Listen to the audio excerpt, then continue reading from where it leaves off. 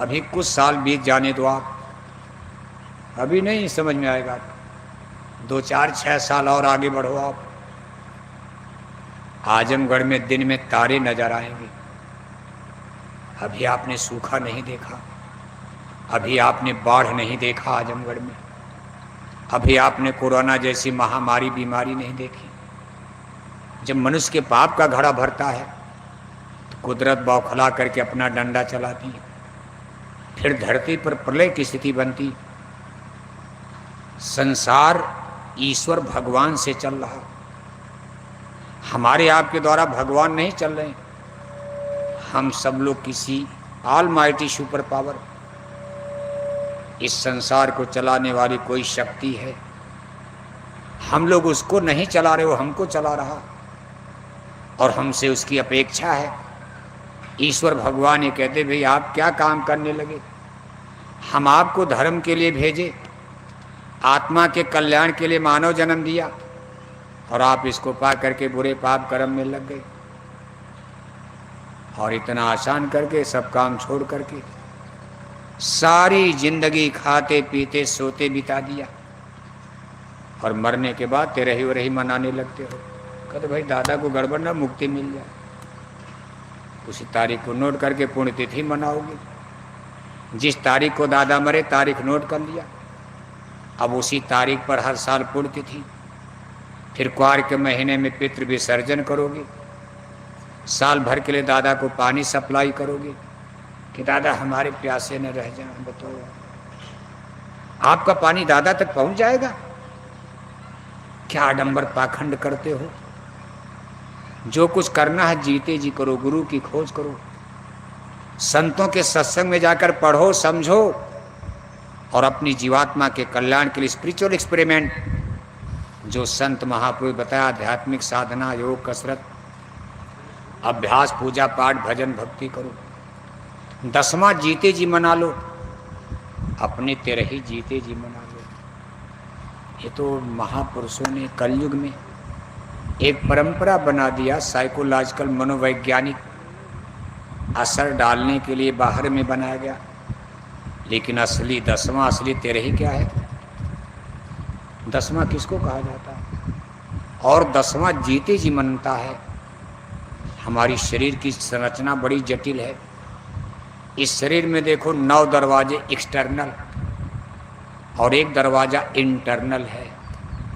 9 दरवाजे जो एक्सटर्नल में बाहर की तरफ खुलते, 2 आँख है, 2 कान है, 2 नाक है, 1 मुख है, 1 टट्टी और 1 पेशाब का रास्ता।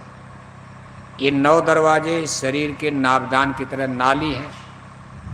जैसे आप कोठी हवेली घर बनाते हो तो घर का कूड़ा कचरा गंदगी निकालने के लिए नाभदान बनाया जाता है। अगर नाभदान न बने तो घर का कूड़ा कचरा गंदगी घर में आंगन सड़ जाएगा, कीड़े पड़ जाएंगे। इसलिए नाभदान जिसको आप कहते हो, नाभदान नाली बनाकर गंदगी घर के बाहर निकाली जाती। ऐसे हमारा ये शरीर शुद्ध साफ सुथरा बना रहे, इसमें 9 नाली 9 नाभदान बनाया गया।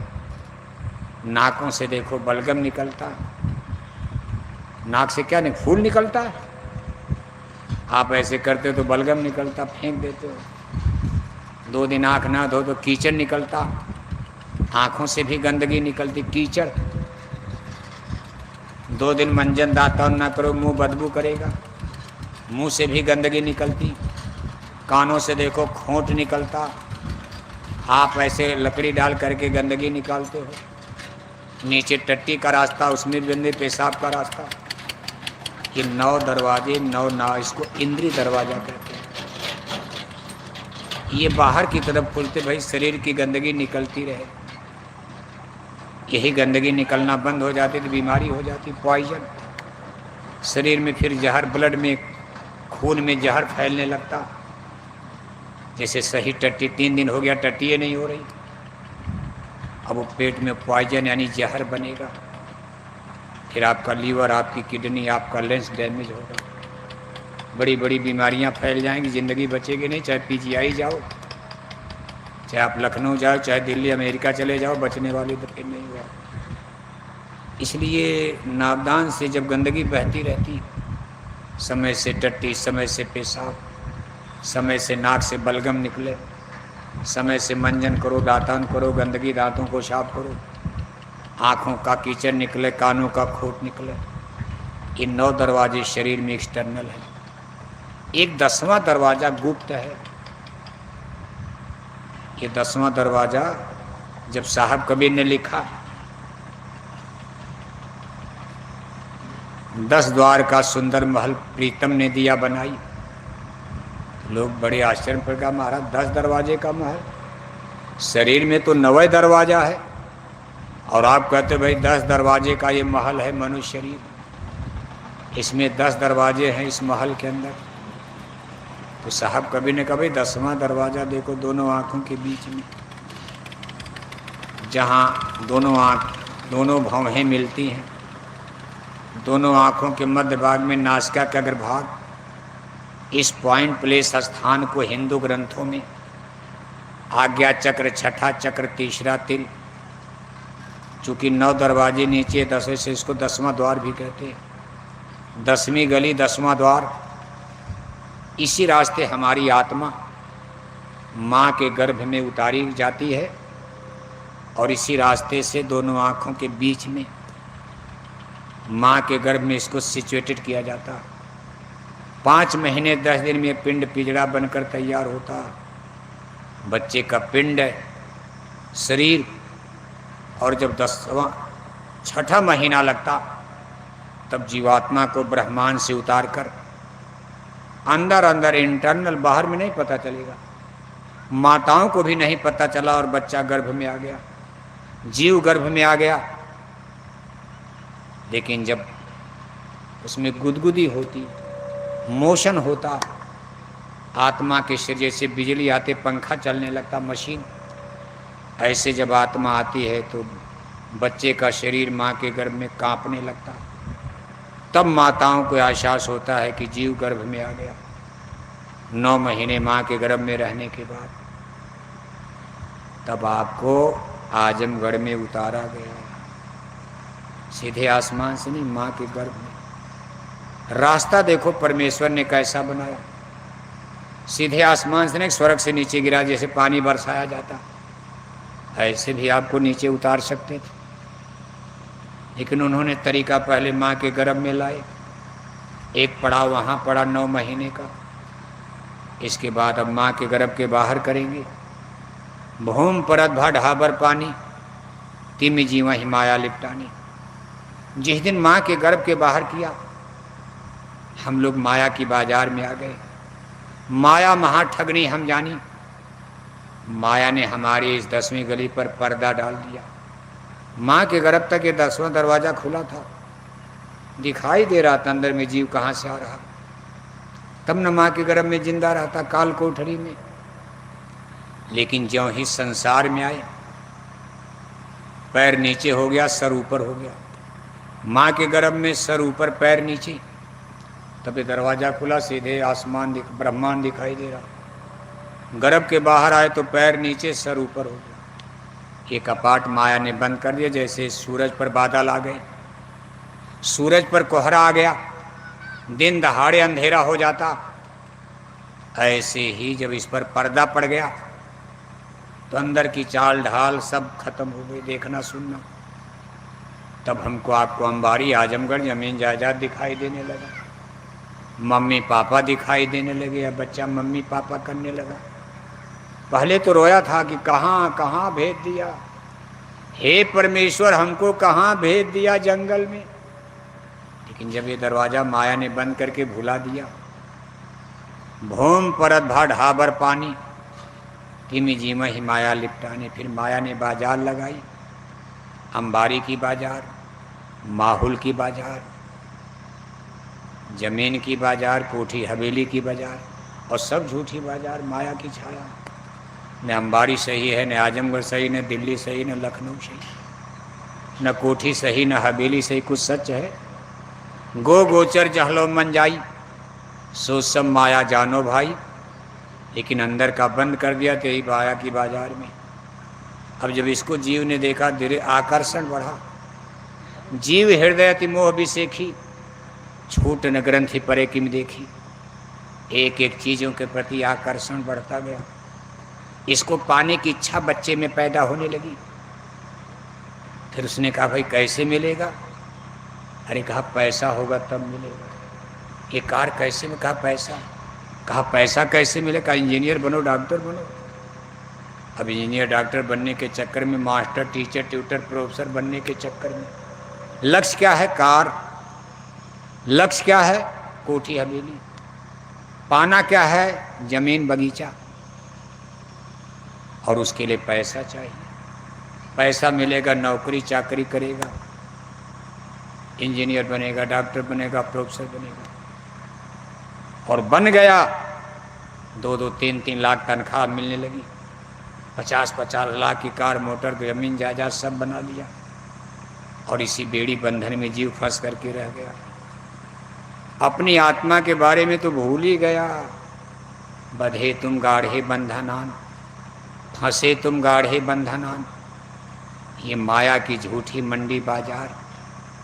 और एक दिन माया ने धोखा दे दिया। कहा चलो अब ये सब हमारा दे दो। इसमें से 1 किलो सोना भी मिल गया होता, 1-2 लाख रुपए भी मिल जाता रास्ते के खर्चे के लिए। माया ने कहा 1 नए पैसे नहीं हमारा दो, हमसे लिया यहीं छोड़ के जाओ आप। सुई का नोक लेकर जाने नहीं दिया और इसी में समय बर्बाद हो। इसलिए देखो ये 10वीं गली इसको कहते हैं। इसको देखो आप, ये दोनों आंखों के बीच में ये इसको आज्ञा चक्र, मुकाम छठा चक्र, 10वां द्वार 10वीं गली कहते। जब ये दरवाजा खुलता, मान लो आज तो बंद है, इसको दिव्य दृष्टि ज्ञान चक्षु अनेक नाम से जाना जाता। अगर ये 10वीं गली 10वां दरवाजा आपके अंदर की तरफ खुलता, ये दरवाजे खुलेंगे, दुनिया दिखाई देगी, बाहर का काम। ये इंटरनल अंदर का खुलेगा, स्वर्ग वैकुंठ देवी देवता दिखाई देते हैं। और इस फाटक के खुलते ही आसमान से अमृत की बरसात होती, जैसे सावन भादों में फुहार गिरती, बहुत तेज हल्की हल्की बरसात बूंदे। ऐसे आपको मालूम पड़ेगा कि हाँ हल्की शीतल, उसमें इतनी शीतल इतनी ठंडी कि गर्मी उर्मी आपका कुछ नहीं करेगी। ना आपको गर्मी लगेगी न जाड़ा लगेगा। आपका शरीर बिल्कुल फूल हो जाएगा। आपको न भूख लगेगी न प्यास लगेगी। शरीर के पालना के लिए भले आप थोड़ा मोड़ा कुछ ले लो, ये इतना बड़ा महान अमृत है।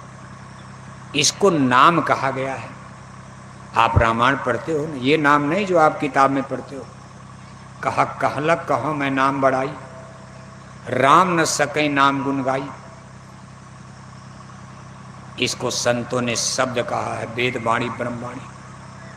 इसमें से झुरझुर झुरझुर यानी मलया गिर की सुगंध हवाएं चलती, सावन भादों की हल्की हल्की फुहार बरसती। ये जब फुहार, ये बरसात, ये ठंडी शीतल हवा यहाँ हमारी आत्मा पर जब लगती है, तो आत्मा के ऊपर जो मूर्छा लगा, काई लगी जन्म जन्म के पापों का, ये साफ होने लगता।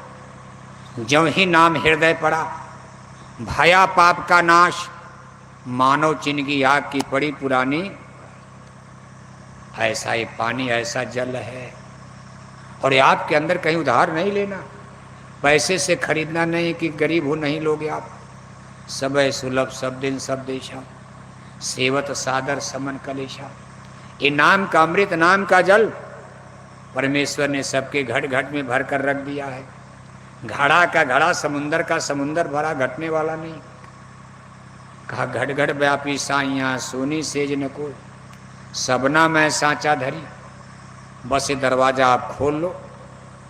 जब ये फुहार में आत्मा नहाती है, स्नान करती है 10वीं गली में, ये घट है यानी घाट है, जैसे तालाब का नदी का घाट होता, इसको कहते हैं घाट नहाना। क्या कहते हैं?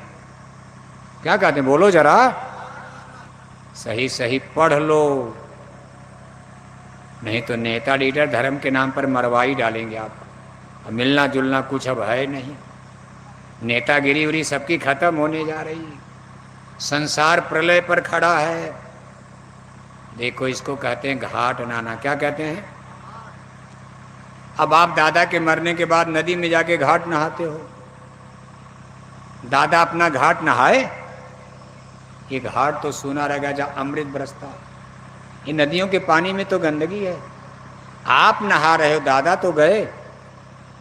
इसको कहते हैं घाट नहाना। 10वीं गली में, जिसको आप 10वां मनाना, 10 दिन में दाढ़ी वोड़ी बनवाते हो ना, सब सफाई उफाई करते हो, मुर्दा का बेड बिस्तर तकिया सब ले जाकर ताल तलैया में फेंक दिया जाता। इन्हीं पापों से, गंदगी से मुक्त है। इन्हीं यहाँ जो आत्मा पर पाप की काई लगी है, इसको साफ करके साफ करो, काई को साफ करो। अरे तब होगी जब यहाँ 10वीं गली में घाट नहाओगे। घाट पर, ये घाट नाक पर पेट पर नहीं, यहाँ है, दोनों आंखों के, सबके अंदर है। इसको कहते हैं घाट नहाना 10वीं गली में। 10 इंद्रियां, 10 दरवाजा, इसके बाद तब आत्मा निर्मल होकर आगे बढ़ती है। तब ब्रह्म भोज यानी 13वीं का आयोजन होता। 13वीं माने 13 दिन, ब्रह्म माने भगवान, भोज माने मिलना। ब्रह्म भोज माने लड्डू खाना नहीं होता, ब्रह्म माने भगवान, भोज माने मिलना। भगवान मिल गए तो मुक्ति मिल जाएगी, बिना भगवान से मिले मुक्ति कहाँ है? लेकिन ये कब मिलेंगे? जब 13वीं मनाई जाएगी। 13 दिन। 13वीं का मतलब 10 इंद्रियां और 3 गुण।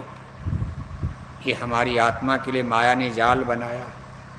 10 इंद्रियां में 5 ज्ञान इंद्रियां, 5 ज्ञान इंद्रियां, एक आँख, एक आपका कान जिसको श्रवण इंद्रिय कहते हैं, एक आपकी जिह्वा जबान जिसको रसना इंद्रिय कहते हैं, एक आपके शरीर की त्वचा चमड़ी जिसको स्पर्श इंद्रिय कहते हैं, एक नाक है नासिका इंद्रिय गंध का ज्ञान। इस शरीर में 5 ज्ञान इंद्रियां और 5 कर्म इंद्रियों में एक आपका हाथ, एक आपका पैर, एक आपका मुंह जिससे भोजन करते हो, एक टट्टी का रास्ता, एक पेशाब का रास्ता। ये 10 इंद्रियां और 3 गुण, सतोर गुण, रजोगुण, तमोगुण। फिर सदा माया का पेरो, काल कर्म स्वभाव गुण घेरो। ये गुण और इंद्रियों का जाल जीव को भरमाए है। जब ये 13 बंधन का जाल आप तोड़ करके निकल जाओगे, वो दिन आपकी सच्ची 13वीं हो जाएगी। बहुत सुंदर अमृत खाने को मिलेगा दादा को, लड्डू। ये चने के बेसन का लड्डू, ये पूरी नहीं, अंदर में अमृत मिलेगा, अमृत नाम का अमृत। 13वीं के दिन अमृत मिलता है, जिस दिन 13वीं मन जाएगी। 10 इंद्रियां 3 गुणों से गुणातीत हो जाओगी, उस दिन नाम का अमृत पीने को मिलता, अमर हो जाओगी। अब यह है कि इसको परंपरा को हमारे ऋषि मुनियों ने देखा, कलयुग आ रहा, कलयुग धर्म कर्म नहीं कोई। कलयुग में जीव धर्म कर्म बिल्कुल भूल जाएंगे, अध्यात्मवाद या आडंबर पाखंड की चपेट में आ जाएंगे। तो ऋषि मुनियों ने बाहर से भी कुछ उपाय बना दिया। तो वे चलो इसी तरह मना, 10वां 13वीं बाहर से ही मनाओ। दूसरी चीज़ इसका साइकोलॉजिकल मनोवैज्ञानिक असर भी पड़ता। अगर ये ब्रह्म भोज 13वीं सब बंद करवा दिया जाए, जैसे समाजवादी विचारधारा के लोग, कम्युनिस्ट विचारधारा के लोग, डेमोक्रेट्स और रिपब्लिकन विचारधारा के लोग, लिबरल विचारधारा के इंटेलेक्चुअल पर्सन्स, पढ़े लिखे लोग आज 13वीं को इनकार करेगा, कुछ मत मनाओ। लेकिन इससे जीव बोझिल हो जाएगा। है इसमें कुछ नहीं, लेकिन इसी बहाने उसका आंसू, आंखों का आंसू बंद हो जाएगा। कोई मिलने जुलने नहीं जाएगा, मर जाएगी बुढ़िया। 2 दिन जलाने फूंकने के बाद 10वां का भात। अब आदमी का ध्यान उधर बढ़ जाएगा, रिश्तेदार नातेदार 10वां मनाओ, 13 दिन में 13वीं मनाओ, लड्डू पूड़ी। अब कौन रोएगा? 13वीं आते आते लड्डू पूड़ी बनने लगा, रोना गाना बंद हो गया। 10वां तक दाल भात, 10वां तक।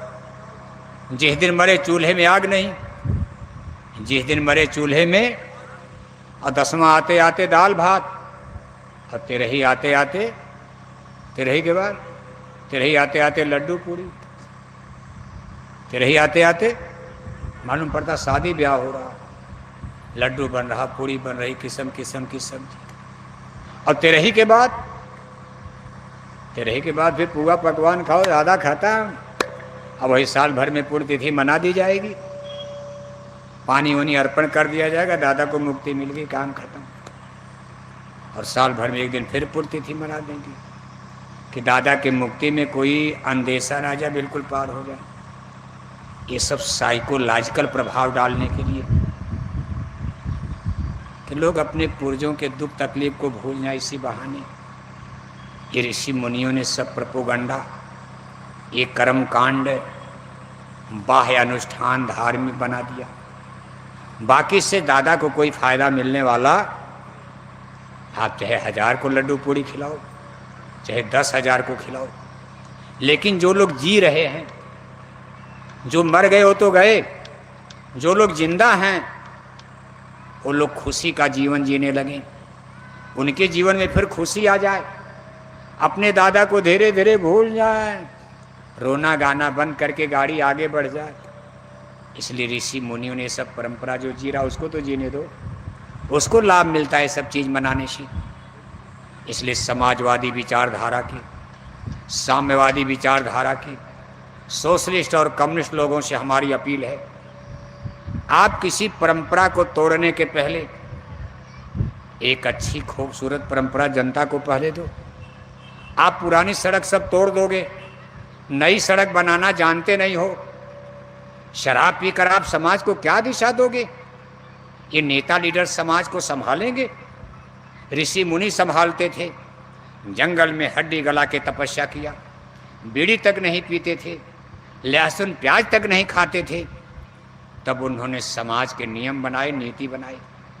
ये देश के नेता लीडर समाज का क्या निर्माण करेंगे? दिल्ली लखनऊ में बैठकर बस बोतलें पीते रहे, भारत माता की जय बोलते रहे, और विदेशी बैंकों में खाता, और सब पकड़ पकड़ के जेल में जा रहे हैं। सब देखो हवा हवाई हो रहे हैं, जब चाबुक लग रहा है, थर थर थर थर गड़गड़ गड़गड़, सब पार्टी पार्टी की पार्टी टूट रही है। क्यों? चोर की दाढ़ी में तिनका। गुरु महाराज कहते थे सबका भंडा फोड़ होगा। अभी आगे तमाशा देखो, राजनीति भी